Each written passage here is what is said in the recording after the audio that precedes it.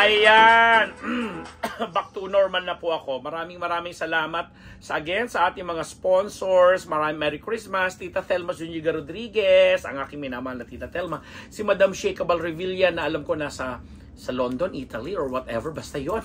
Maligayang Pasko sa inyo. And kay kapatid Marisa Conde, kay Colonel Jun Di Mayuga, sa mga kamarites po namin, sa Scott Media, kay Yorme Isko Moreno, and sa lahat po sa inyo mga subscribers, pati na rin yung mga bashers, hello ko na rin po kayo. May tabayanan yung may pasabog akong gagawin bago magtapos ang taon. Pero this time, pag-usapan po natin ang aking minamahal din na megastar Sharon Cuneta.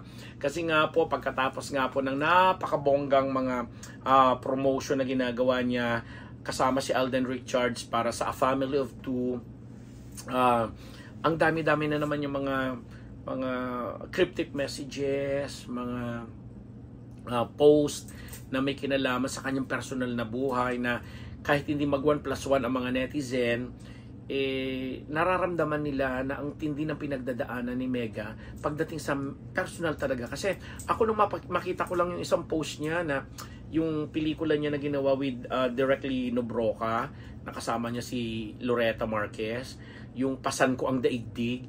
Grabe, doon pala, para sa isang megastar, pinapasan niya ang daigdig na sa problema. Kasi nga, nag-1+1 yung mga netizen nung araw, nung una, na nag-post niya ito, kasi for the very first time, itong si Casey Concepcion, yung kanyang panganay na anak, ay mag-celebrate ng Christmas kasama ang kanyang tatay, biological father, na si Gabby Concepcion, na kung mag-30 years old na si Casey, ngayon lang siya magse-celebrate na kasama niya kanyang ama. So parang inuugnay o kinukonect ng mga netizen na yung mga ginagawa ni Sharon na post ay may kinalaman kay Gabby na naman, na sinasabi nag-aaway na naman, ganyan. But of late, maluloka ka kasi tinatapik din niya o pinagsasabi niya, kinikwento rin ni Sharon na yung mga anak niya nag-aaway-aaway, may mga tampuan din, etc. Hanggang sa lahat nagko-conclude na naman na may isang tao di umano siyang hindi niya mahiwa-hiwalayan kahit gusto niya na, or something to that effect. Hindi ko ma-eksaktong matandaan yung mga words na ginamit. Pero parang sinasabi niya na parang gusto niyang kumawala sa ganung klaseng relasyon o sa ganung klaseng tao. Na syempre, kinunik ng lahat kay Kiko Pangilinan na siyang asawa niya ngayon. Kaya pala may isang pagkakataon sa promotion, habang nagpo-promote si Mega sa Family Feud dun sa show ni Dingdong Dantes, na may isang question doon na tinanong na sa mga naging relasyon mo, ilan yung pinagsisisihan mo or something sa mga naging relasyon. Tapos sinabi niya, lahat, di ba? And again, ang netizen ay napakadali mag-conclude na sa lahat na yun, isinama syempre yung current relationship with, or status nila ni ano yon, biglang may gumano na mapila, Donita. Pasensya na po kayo, napindot lang. Biglang lumabas or naisip ng mga netizen na siguro ang tinutukoy nga ni Sharon ay itong si Kiko Pangilinan.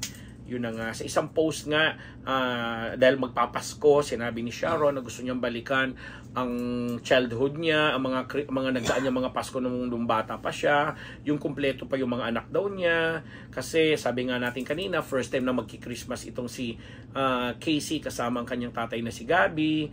Tapos syempre okay lang naman daw yun sa kanya,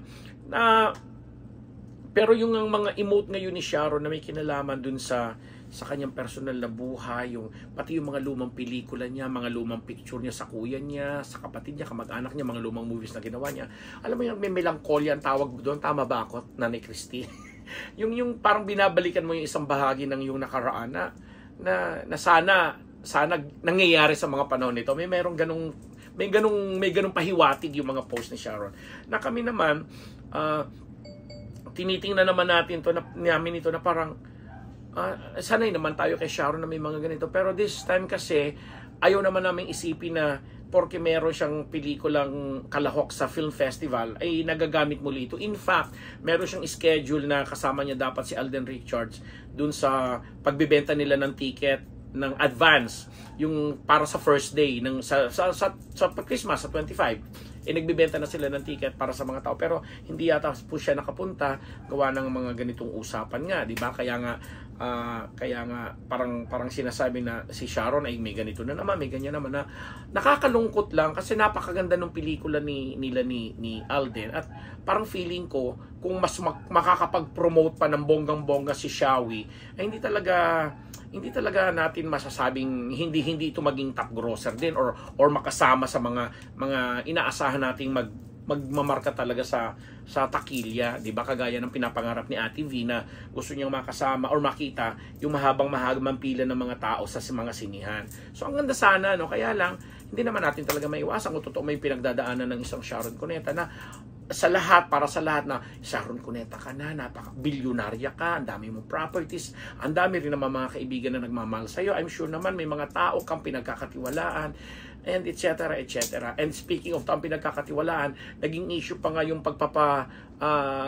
nag-hold siya ng nagpa-Christmas party siya sa mga sa mga tumutulo sipon ko, nagpa-Christmas party siya sa kanyang mga kasambahay, sa kanyang mga tauhan, and nakikita nga dun daw sa video na parang iniiwasan niya or umiiwas siya kay Kiko Pangilinan, kaya naungkat yung issue na baka si Kiko nga talaga yung tinutukoy sa kanyang mga post. But anyway, ngayong Kapaskuhan, isang tabi muna natin yan, sabay-sabay natin panoorin ang kanyang pelikulang A Family of Two kasama si Alden Richards, and sana kung ano man yung mga pinagdadaanan muli ni Mega, magbe-birthday pa naman siya. Siguro ganun talaga pag malapit na naman mag-birthday. January 5 ang birthday ni Mega. Diba? So, yun. We hope na by 2024, Mega, yun na. Ang payat mo pa naman ngayon. Ganda-ganda. O, diba? Ako po ang inyong lingkod. Nagpapasalamat dito lamang sa Amberong Channel. Maraming salamat at Merry Christmas pong muli sa ating lahat.